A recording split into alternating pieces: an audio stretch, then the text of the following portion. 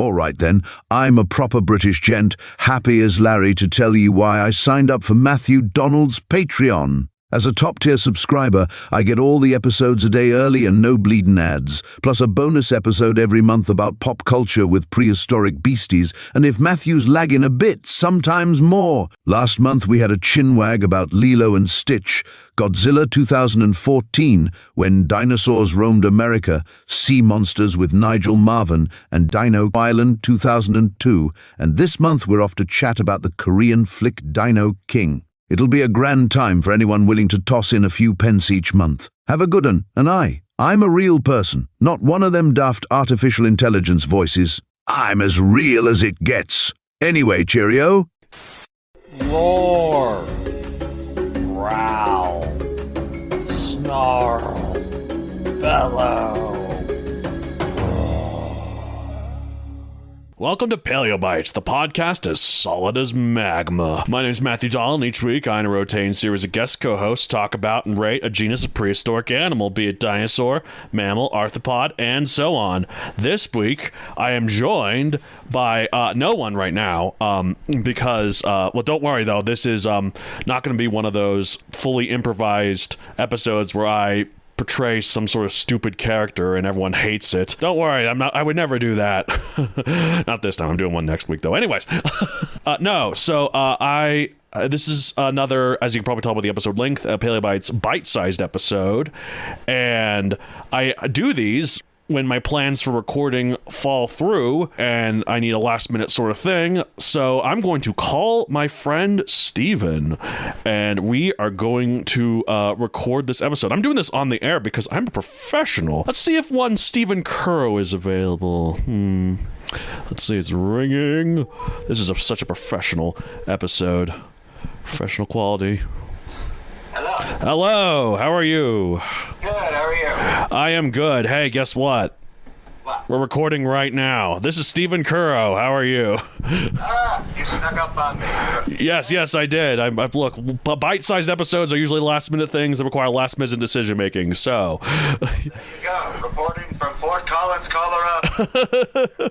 So what we're talking about this week on this Paleobites episode, it sounds like you're available to do it. Yeah, I think I have 5 minutes. Yeah, you have 5 minutes? Okay, let's do it. Okay, cool. This is such a professional show. So, rumor on the street has it that you know someone or who did some studies on this little pronghorn antelope called Capromeryx.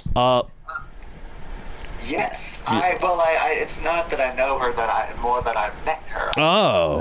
At U-Haul with my dad. Noticed I had a dinosaur shirt. We started talking about paleontology, and she said that she was a retired paleontologist, and one of her favorite prehistoric creatures was Capromeryx. This is a study. Really? That's interesting, because when I looked up Capromeryx, there was like hardly any information on it.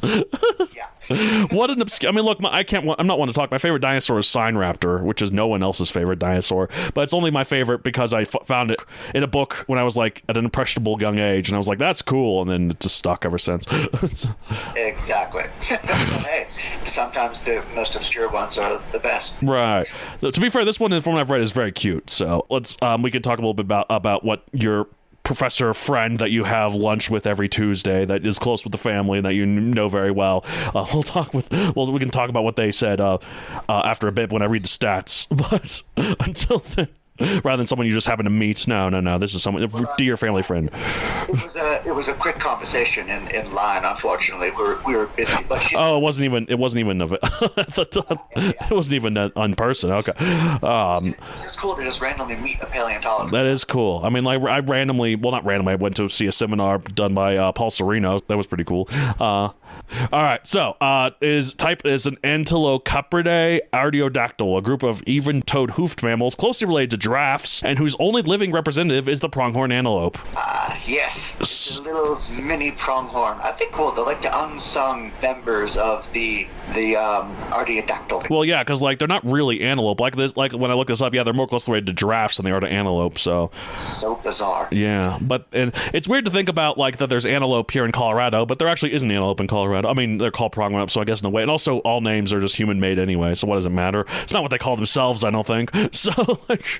Exactly. 8 pounds.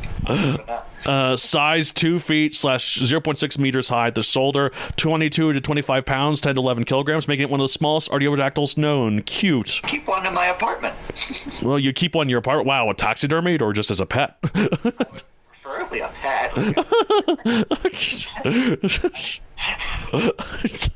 I don't want a dead one. No, I don't know. But, I mean, look, I was like, you do you, I did always talk about, like, joking about, like, having, how people have, like, deer heads in their house. I want out, like, a T-Rex head.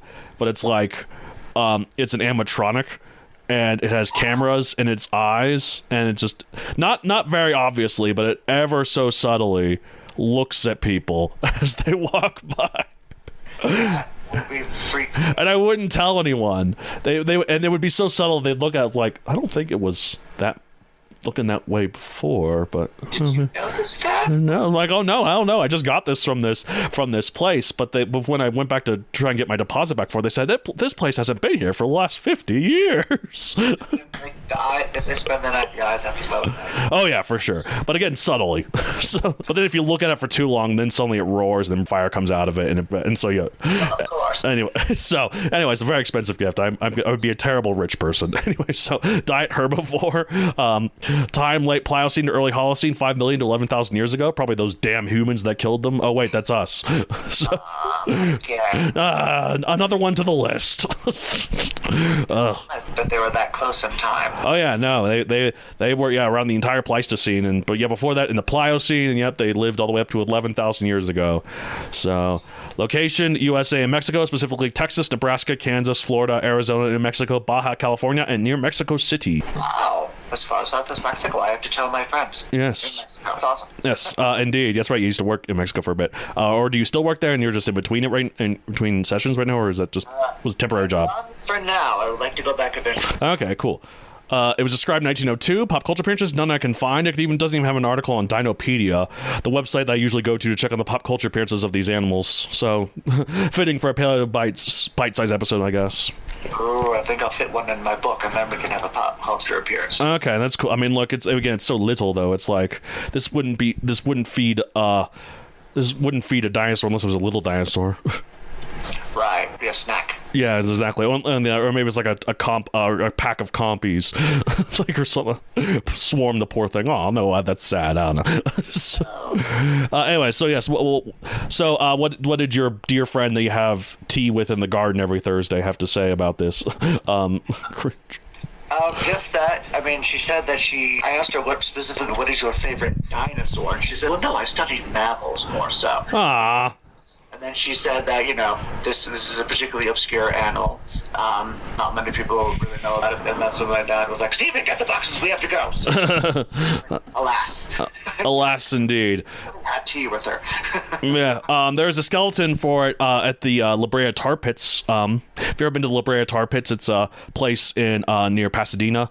It's a little museum. It's outdoor park / museum. They're like the gift shop has a lot of cool, like, things in there, like saber-toothed cats and mammoths and such. So I've always wanted to go. Now I have an even bigger reason. Yeah, the photo on the Wikipedia article has it's a skeleton recovered from the La Brea asphalt pits. I don't know if that's different from the La Brea tar pits, but La Brea has a bunch of pits. So it's got the asphalt pits, the tar pits, the Brad pits, the sand pits, the quarry pits, the apple pits. Peach pits, probably. Peach pits is what I meant. Yeah, sorry, I don't eat fruit. Okay, so much like pronghorns that exist today, the habitat of these animals were thought to inhabit grassy plains with some shrubs and large trees for them to take refuge in. The fact they were so small means these would be good at just hiding in the grass itself, I think, too. They really need much. Yeah, like, I read recently that pronghorn antelope evolved specifically to, the reason why they're so fast is because they evolved specifically to negate the chasing of their specific American cheetahs we used to have, which we don't anymore. But yeah, there used to be cheetahs here in North America, and the pronghorn evolved specifically to deal with them, and now they're not here anymore, so the pronghorn's like, we can outrun anything. Nice shit out of cold over. I always think that's so cool to think about, like, the fact that some of these animals are so recent that modern animals have evolved specifically to have some sort of interaction with them. Like, I think I've said this on the show multiple times, but I always think this is so fascinating. Turns out Siberian tigers are perfect for hunting mammoths. No kidding. Yeah, like it's like they almost evolved specifically for them. So like in the Ice Age, when there was all the other creatures, but there were also still some modern creatures because, you know, those animals were still all there. It wasn't far enough back for them not to have evolved yet. And so, yeah, they would have to deal with Siberian tigers as well as, you know, all the other stuff, which is interesting to think about. Well, they are big cats. So. They are. Now that you mention it. I am just a little jealous because some animals have an evolutionary holdover. The pronghorn get to keep their super speed, and we get stuck with a floating rib and a tail. Come on. Well, you know, there's one holdover that has harrowing implications that I've heard about recently. Well, not recently. I heard about it a couple of years ago, I think, and I was like, oh, God, that's true. You know the uncanny valley effect? The uncanny valley is when it's often seen for like bad video game graphics or like bad motion capture, more accurately, or also like porcelain dolls. It's when we see something that looks so human but is a bit off, and because of that, it's terrifying. You like we all like mannequins often have that too, like especially ones with heads. With the effect, I just haven't heard it called that. The uncanny valley, yeah. So you know what it is. So like often like the Polar Express is often cited of having of triggering uncanny valley effect on people. So in fact, Avatar was one of the first motion capture performances to really motion capture movies to really deny that, to not have that at all. Like Gollum was one of the first ever, and obviously he was creepy enough that uncanny valley worked in his favor. So well, that makes sense. So but anyways, the reason I bring it up is because what horrifying implications is why have we evolved that? That implies that we evolved specifically to look out for things that look a little bit like us, but just are off just a little bit, and it makes us terrified. So they're hominids. Yeah, like probably the boring answer is other hominids or like Neanderthals or maybe other ones like that. But the fun answer is like, oh, aliens or lizard people or like, you know. Somehow prefer that other than just being afraid of Neanderthals. Yeah, I mean, we weren't too afraid of Neanderthals. A lot of people bred with Neanderthals, so they'll together again. Pleasure and fear sometimes go together. Anyways, it's not good. Bites episode. We got to keep it quick. I did, just nick you off the street. Well, not off the street. Just I called you just to see if you were available, and here you are. So let's keep it quick. I'm gonna rate this 5 million, and 4 million of that is cute points.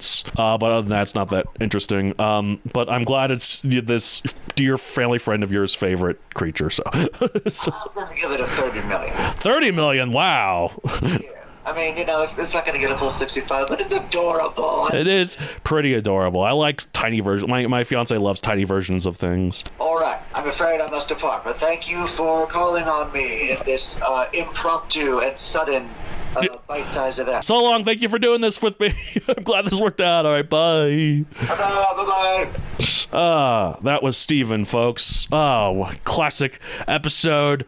That's the epitome of professionalism. I love my job. I'm so good at it, too.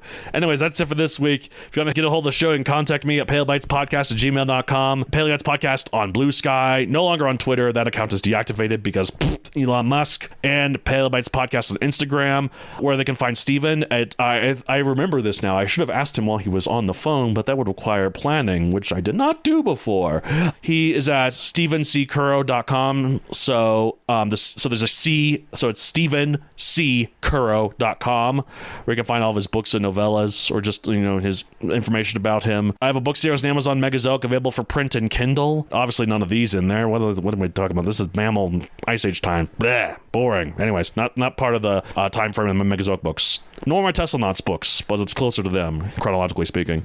All right, well, that's it for this week. I'll say at the end of every episode of Paleo Bites, look out for the lizard people. I love my job.